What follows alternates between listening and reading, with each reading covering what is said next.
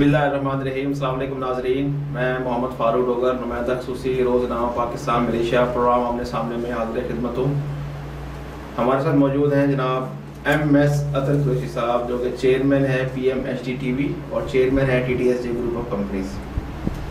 हम जनाब अपने आज़ाद तज़किया निगार साहब को अपने प्रोग्राम में खुशामदीद कहते हैं। जी कुरैशी साहब, बड़ी बड़ी मेहरबानी जी, आप आते हैं, तशरीफ़ लाते हैं और बड़े तबक तजज़िये करते हैं। नाज़रीन, आज का जो हमारा पहला टॉपिक है वो हस्बे मामूल NA-75, जो अभी तक एक मुहिमा बना हुआ है। पूरी पाकिस्तानी अवाम इसके लिए बड़ी शिद्दत से इंतज़ार कर रही है इसके रिजल्ट का। तो अभी इमरान खान साहब ने भी बयान दे दिया है कि भाई PTI का उम्मीदवार भी अवामी चैलेंज कबूल करे और जो 20 हल्के रह गए, इसका मसला बना हुआ है, उस पर रीपोलिंग हो। साथ साथ DG-ISPR की कल प्रेस ब्रीफिंग हुई है, जिसमें ऑपरेशन रद्दुल फसाद के हवाले से उन्होंने बड़ा डिटेल में आगाह किया है कि इसका जो मकसद था वो एक मुस्तहकम और पुरअमन पाकिस्तान था। साथ साथ क्रिकेट की बहाली में भी बड़ी उन्होंने अपनी काविशों का जिक्र किया और साथ साथ कोरोना वबा पर बड़ी दानिशमंदी से काबू पाया गया। सेनेट इलेक्शन के हवाले से फैसल वाडा साहब की जो नामजदगी है वो बरकरार रही है, ट्रिब्यूनल ने उनकी नामजदगी बरकरार रखी है, जबकि परवेज़ रशीद साहब को उन्होंने नाअहल करार दे दिया है। तो हम जनाब कुरैशी साहब से कहेंगे कि वो अपना तज़किये का आगाज़ कीजिए। बिस्मिल्लाहिर्रहमानिर्रहीम व रफ़अना लका ज़िक्रक सदक़ल्लाहुल अज़ीम। अस्सलामु अलैकुम नाज़रीन। अल्हम्दुलिल्लाह, अल्लाह तबारक व तआला के फज़ल व करम से यहाँ मलेशिया में हमारे बहुत सारे पाकिस्तानी और हम सब खैर वाफ़िज़ से हैं और उम्मीद रखते हैं अल्लाह तबारक व तआला की ज़ात से कि पूरी दुनिया में जहाँ कहीं भी मुसलमान आलम मौजूद हैं और ख़ास तौर से हमारे पाकिस्तानी, उनको खैर वाफ़ियत से रखे, जो मुसाफिर हैं उन्हें खैर वाफ़ियत के साथ मंजिल मक़सूद तक पहुँचाए और मेरे वतन पाकिस्तान की अल्लाह तबारक व तआला हिफाजत फरमाए। उन काली भेड़ों से, उन लोगों से जो मुल्क के अंदर मौजूद होते हुए अपने आप को पाकिस्तानी कहते हुए मुल्क की जड़ों को खोखला करने में मशगूल हैं, अल्लाह तबारक व तआला उनको हिदायत अता फरमाए और हमें भी अक़ल सलीम अता फरमाए कि हम अपने अच्छे बुरे को समझें और उन लोगों के साथ खड़े हों शाना बशाना कि जो लोग मुल्क के लिए बेहतरीन किरदार अदा करते रहे हैं, माजी में ये आप भी अदा कर रहे हैं। जहाँ तक बात है आपके हल्का NA-75, अब ये खीर पुरानी हो गई है, अब इसके ऊपर छोड़ते कुछ और बात करें। पुरानी कहाँ है जी, ताज़ी है, रोज़ ताज़ी बनती है, आप खाना नहीं जाते तो। अब देखें ना, मसला सिर्फ ये है कि पाकिस्तान की आवाम को भी कोई ना कोई इशू चाहिए रोज़ाना और हुकूमत को तो चाहिए ही होता है कि कुछ ना कुछ उनके जो वज़रा, जो बड़े बड़े उन्होंने रखे हुए अपने, सॉरी क्या नाम है, बोलने वाले, जिनकी लब खामोश नहीं रह पाते, उन्हें कुछ ना कुछ बोलना होता है, रोजाना 2-3 प्रेस कॉन्फ्रेंस से करनी होती है। अच्छा, ये मैंने ये देखा है, इससे पहले भी हमारी हुकूमतें गुजरी हैं, बहुत सारे लोगों ने काम किए, वहाँ इतना वो ज़ौक़ शौक़ और जो जज्बा प्रेस कॉन्फ्रेंस करने का नहीं होता जो अब सिलसिला शुरू हुआ है। ये मौजूदा हुकूमत जो आई है इसके बाद से कि हर रोज एक प्रेस कॉन्फ्रेंस, कभी इस वजीर की, कभी उस वजीर की, एक दिन में 2-3 जगह पे प्रेस कॉन्फ्रेंस हो रही होती है। ये एक नया इन्होंने सिस्टम निकाला है। अच्छा, इन सारी प्रेस कॉन्फ्रेंसों के, इन सारे कैबिनेट के इजलासों का रिजल्ट क्या आ रहा है? सिर्फ महंगाई और महंगाई। आवाम बदहाल से बदहाल होती चली जा रही है। ये इतने सारे ड्रामे करने की जरूरत क्या है? टाइम लगेगा, मामला ठीक हो जाएंगे, आप परेशान ना हो। जहाँ तक हल्के की बात है, आपने क्या नाम है डस्का की, तो वहाँ तो डस्ट उड़ रही है और लोग उड़ाते रहेंगे डस्ट, और उस डस्ट ने जो है ना, डस्ट ने जो है उस डस्ट के जरिए हुकूमती अराकीन के, हुकूमती इदारों के और हुकूमती फॉलोअर्स के और हुकूमत के चाहने वालों के और खासतौर से PTI वालों के मुंह पर ऐसी डस्ट मली है उस डस्का ने कि अब ये लोग मुंह छुपाते ही फिर रहे हैं और मुंह छुपाते ही रहेंगे। अब आपके पास जो हलकों के रिजल्ट आए हैं, जो आपने बताया जनाब, 337 हलकों के रिजल्ट जो है वो किसके हक में है? वो PTI जीत चुकी है 307। नहीं, अब देखें, यहाँ मजाक की बात नहीं हो रही, सीरियस बात। 5,500 वोटों से मुस्लिम लीग नून की नौशीन इफ्तिखार जीत चुकी है। अच्छा, अब 5,500 वोटों से उस 37 हलकों के जो रिजल्ट आए, 337 हलकों के, अब वहां से 5,500 से वो जीत रही है। अच्छा बखिया अब जितने वोट रहते हैं 20 हल्कों के, 20 वो टोटल वोट कितने हैं? वो तकरीबन कोई जो अदाद शुमार लगाया गया है वो 20,000 से ऊपर लगाया गया। नहीं अदाद शुमार नहीं लगाया, नहीं टोटल 20,000 से वोट कास्ट में, कास्ट की छोड़ दीजिए, टोटल वोट कितने हैं? नहीं ये इसका नहीं कुछ अभी ठीक है ना। अब ये देखना है दो चीजें इसके अंदर, इन्होंने कहा जी टोटल 20,000 से ऊपर वोट कास्ट हो गए। जी मैं एक चीज कैलकुलेट करता हूं कि देखें जहां पर टोटल वोट पड़े 37 हल्कों के अंदर, जी जी वहां पे मुस्लिम लीग के नुमाइंदा 5,000 वोट लेके जीत रहा है। जी अगर इन 20 हल्कों के अंदर वो सिर्फ 5,000 वोट लेता है, वहां से 5,000 वोट लेके जीत रहा है, और इसमें सिर्फ 5,000 ही वोट लेता है, तो भी उसकी कामयाबी यकीनी है, जबकि ऐसा होगा नहीं। अच्छा फिर दूसरे मजे की बात, जो अदाद शुमार हमारे सोशल मीडिया पे आ रहे हैं कि उस 37 हल्कों के अंदर, 337 हल्कों के अंदर जो वोटिंग की शरह रही है वो 33 से 35% रही है, लेकिन पीटीआई का क्लेम है वो 7,500 वोटों से जीत चुके हैं। सुन लीजिए ना सर आप, जी अभी क्लेम की बात बाद में आएगी। जी वो 35 से 37% रही है। जी अच्छा अब जो होल्ड कर दिए गए 20 हल्के, अगर इसमें भी वही शराब बरकरार रहती है, क्योंकि इलेक्शन तो एक ही दिन हुआ है, एक ही टाइम हुआ है, तो जाहिर सी जब यहाँ पे ये शराब थी तो वहां पे भी वही शराब होनी चाहिए, तो टोटल वोटिंग जो वहां पड़ती है वो 10,000 से भी कम होती है। जी टोटल वोटिंग अगर उसी शराब को रखा जाए तो वो 6-7 हजार बनती है, टोटल वहां वोट पड़ेंगे। तो 6-7 हजार वोट अगर वहां के उस हल्के में पड़े, तो अगर हम कहते 50-50% भी दोनों ले लिए, तो अभी पीटीआई का उम्मीदवार जो है इस काबिल नहीं है कि वो अपनी शक्ल ले जाके आवाम में दिखा सके, क्योंकि इतनी बदमाशियां, इतनी गुंडागर्दी करने के बाद भी आप जो है इस काबिल नहीं रहे कि आप कहते जी मैं लाख वोट लेके जनाब अली पहले नंबर पे आ गया, दूसरे वाले ने सिर्फ 75,000 वोट लिए। तो अब शर्म आनी चाहिए आप लोगों को, हमारे समंदरों दरियाओं में डूब के भी नहीं मरना चाहिए, इसलिए कि उसका पानी भी आपके नापाक वजूद की वजह से नापाक हो जाएगा। हम उसको साफ रखना चाहते हैं, लिहाजा कहीं आप ऐसी जगह जाके मुंह छुपाएं कि जहां से आपका जो है ना, हमें पाकिस्तानियों को खास तौर से मैं पीटीआई वालों को कह रहा हूं कि आप भी शर्म करो कि ऐसी जगह जाके अपने लोगों से मुंह छुपाओ कि ये फिर दोबारा नजर नहीं आए। मैं नहीं चाहता इन्हें देखना, कम से कम पाकिस्तान की आवाम और पंजाब की आवाम और नस्का की आवाम ने ये खास तौर से फैसला कर दिया कि जो हमारे मुस्तकबिल में जो लीडर बनेगा, कम से कम कोई भी बने, ये तहरीक इंसाफ वाले तो नहीं होंगे, इन्हें तो उन्होंने रद्द कर दिया है और रांगे दरगाह कर दिया है, शक्ल दिखाने के काबिल नहीं छोड़ा है। जो कुछ वहां पर हुआ है उसके बावजूद भी अगर लीड उन्होंने जो इतने वोट लिए हैं तो वो कहां से आ गए हैं, अगर उनको आवाम पसंद नहीं कर रही है?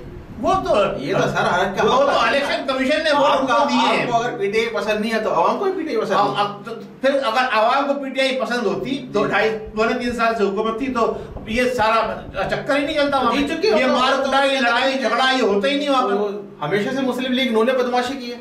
चलिए जी, हमेशा से वही करते हैं। मैंने कल कहा था ना आपसे कि आपके पास कुछ मेल आ गई है, शायद कोई चल दिया सिलसिला, पर मैं तो उसी तरफ रुजू करूंगा कि जो मैंने अवामी नुमाइंदगी देखी है, जो आवाम की राय मैंने देखी है, मैं उस पर बात करूंगा। और आवाम की राय ये है कि आप जो कलमकार हैं, कलम आपके हाथ में हमेशा होता है, लेकिन उसका इस्तेमाल कुछ नहीं होता। इतना वोट ले गया है तो उसको वोट कहां से पड़े? आवाम ने वोट दिया है ना।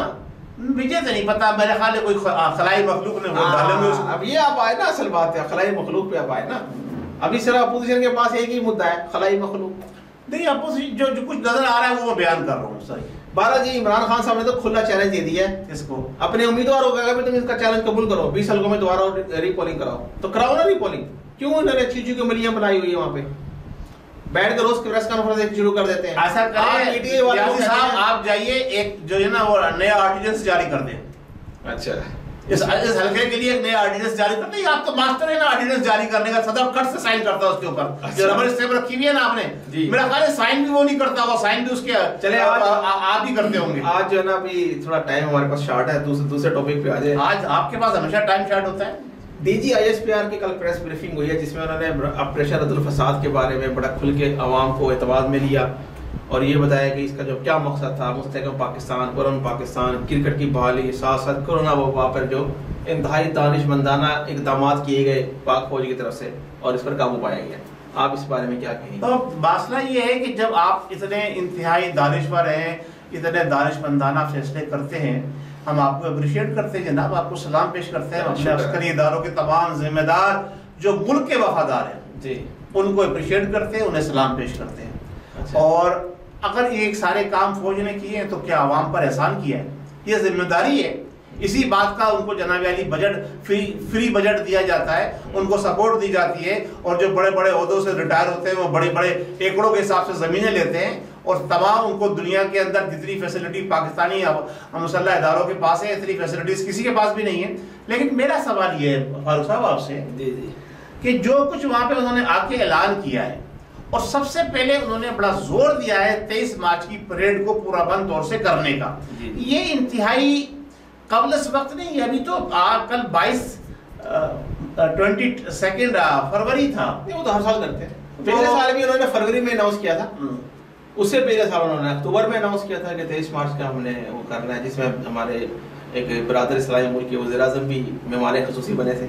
अच्छा, अब ये सारा काम जो है अगर फौज कर रही है तो फिर मेरा सवाल ये है, जो आप फौज ने अभी ये कहा था कुछ अरसे पहले, जो उन्होंने रद्दुल फसाद के हवाले से बयान किया, चलो ठीक है, जो हमने अस्करी काम किए थे उसके हवाले से जो बयान करना एक बात समझ में आती है, फिर क्रिकेट के हवाले से, फिर कोरोना के हवाले से, फिर मुल्क की मईशत के हवाले, ये सारी चीजें जो हमारा ISPR आके बयान कर रहा है, तो फिर हमारे वजीर दाखिला का क्या काम है, हमारे दिफाई मिनिस्टर का क्या काम है, फिर हमारी हुकूमत का क्या काम है? ये सारे काम वो खुद कर ले।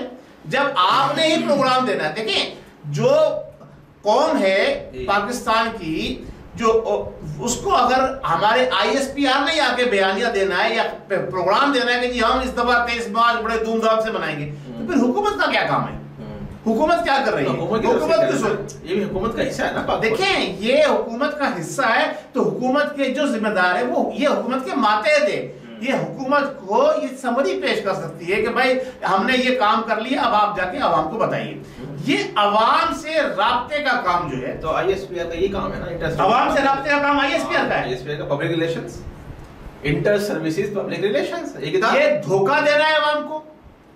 और इन जैसे लोग, मैं आज फिर ये बात कह रहा हूँ कि इन जैसे लोग, ये लॉजिक बनाने वाले इन जैसे लोगों ने ये ISPR को पैदा किया है, जो ये सराहते हैं उनकी इन बातों को, हमें तो जो गलत है। हमें तो पसंद है ISPR। आपको पसंद है ISPR, तो आप जाइए ISPR के तलबे चाटिए, जैसे इमरान नियाज़ी ने चाटे, जैसे इमरान नियाज़ी ने चाटे।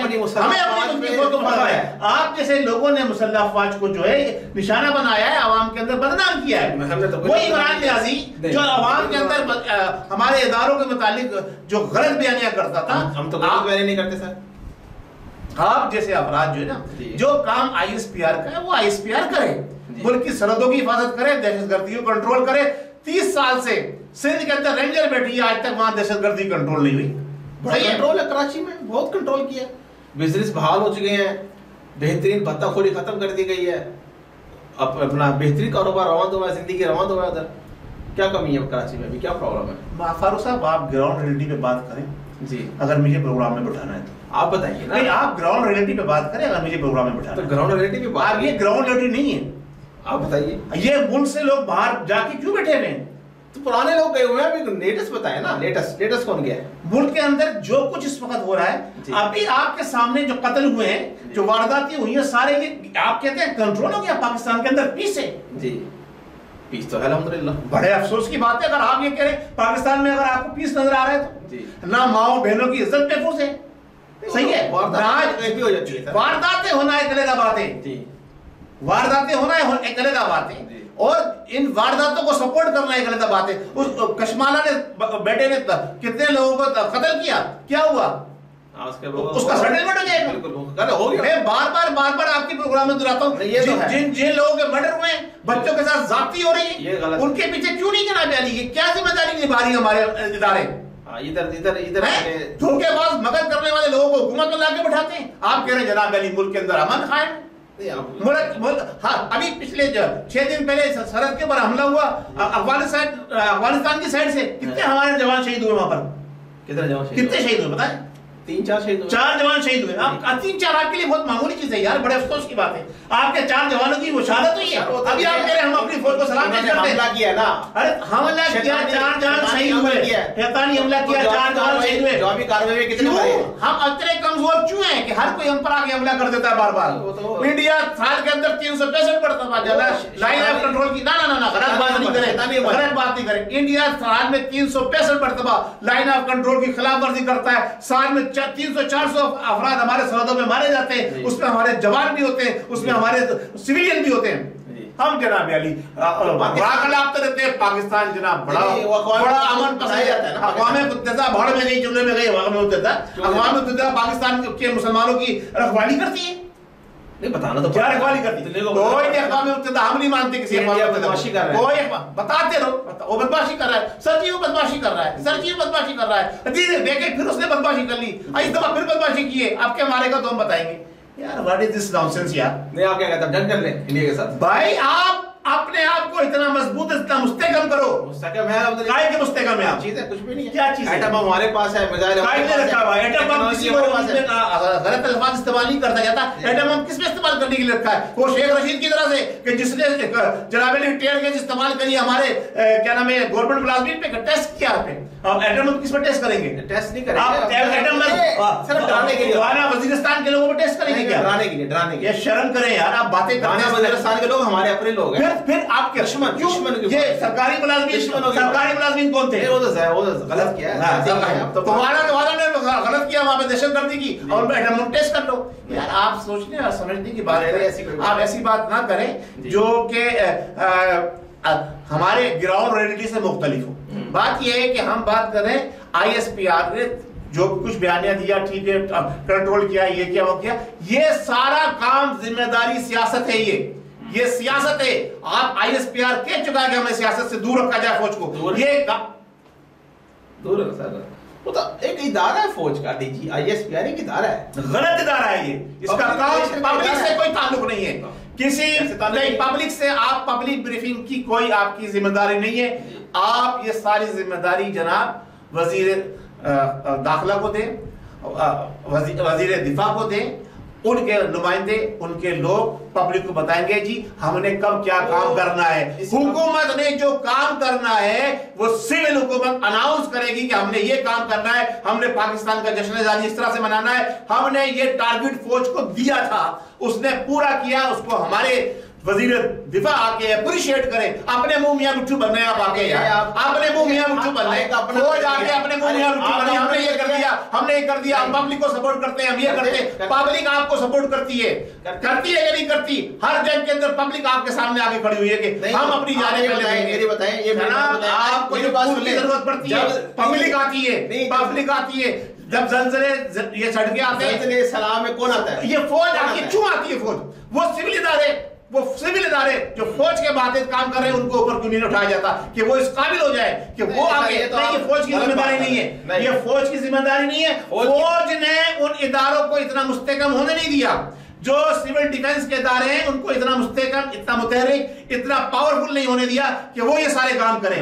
ये फौज अवाम की हमदर्दियां जीतने के लिए, अवाम का सिंपैथी गेन करने के लिए ये सारे काम करती है। ये जंग जदल होनी नहीं चाहिए जो हो रही है पाकिस्तान के अंदर। ये बात ना करें आप। मैं इसलिए बात करूंगा क्योंकि मैं जो देख रहा हूं वो मैं बात कर रहा हूं। आप ये बताइए 35 साल फौज ने हुकूमत करी, वो सिविल इदारे जिनकी ये जिम्मेदारी थी क्यों नहीं वो मुस्तहकम हुए?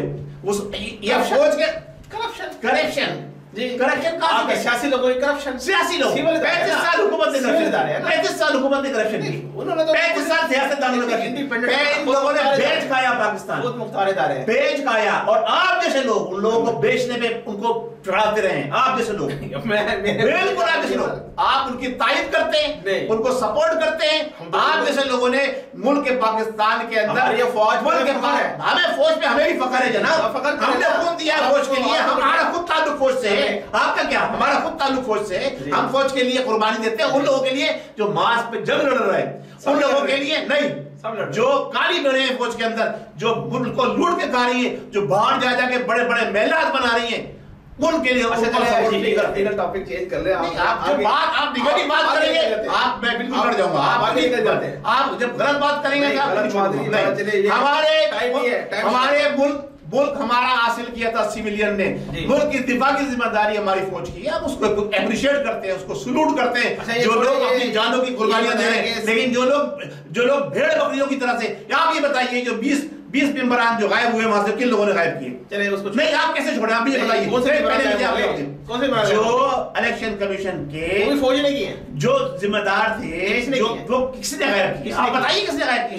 जब चीफ सेक्रेटरी ढूंढ रहा है अपनी मर्जी से घर जाके चले गए थे। यार आप क्या हो? वो आप क्या ऐसे नहीं, आप जवाब देंगे ऐसे नहीं है। नहीं, वो कहां गए थे? कोई लाए ढूंढ के लाए, वो कहां गए थे? वो कहते हम घर गए थे। क्यों गए थे? घर चले गए। क्यों गए थे? उनको नौकरी से क्यों नहीं निकाला? इलेक्शन कमीशन ने अब तक उनके खिलाफ नोटिस क्यों नहीं दिया?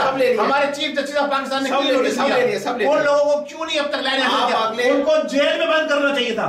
उनको अब तक उनको जेल में होना चाहिए था कि उन्होंने अपने जिम्मेदारी से आपने शुरू वहां से किया, जिम्मेदारी से गफलत बरती है। उन लोगों को जेल की सलाखों के पीछे होना चाहिए था। हम जैसा आदमी अगर एक गलत बात कर देता है, जनाब अली अदलिया की जनाब बेइज्जती हो गई, कंडम ऑफ कोर्ट हो गया, उसको बंद कर दो। अच्छा ये बताया कि छोड़े इसको, अगले टॉपिक पे कैसे छोड़ दें? सेनेट इलेक्शन में फैसल वाडा की जो नामजदगी के जो पेपरान के ऊपर एक उन्होंने ट्रिब्यूनल ने उनकी जो अपील थी, उनकी जो अगेंस्ट थी, वो मुस्तरद कर दिया। तो इसका मतलब बहुत अच्छा किया, जो भी कुछ इलेक्शन कमीशन ने किया बहुत अच्छा किया। आपका तो मतलब फैसला हो गया ना, जो आप चाहते थे वो फैसला हो गया, बहुत अच्छा हो गया जनाब। अच्छा परवेज रशीद को नाइल करार दे दिया, चलो अच्छा हो गया, वो भी अच्छा हो गया, कोई बात नहीं। सब एक ताली के छट्टे बट्टे हैं, परवेज रशीद हो या फैसल वाडा, सब एक ताली के छट्टे बट्टे हैं। आप दोनों एक जैसा समझते हैं? बिल्कुल, ये फैसल वाडा तो परवेज रशीद से भी गया गुजरा है। नहीं, ये बड़ा ऑनेस्ट बंदा है। आपके लिए ऑनेस्ट है, आपके लिए ऑनेस्ट होगा, इसलिए कि पीटीआई का इसलिए ऑनेस्ट है। आपके शहर से इसलिए कि पीटीआई कुछ भी हो, मेरे शहर से ताल्लुक हुआ तो क्या हुआ?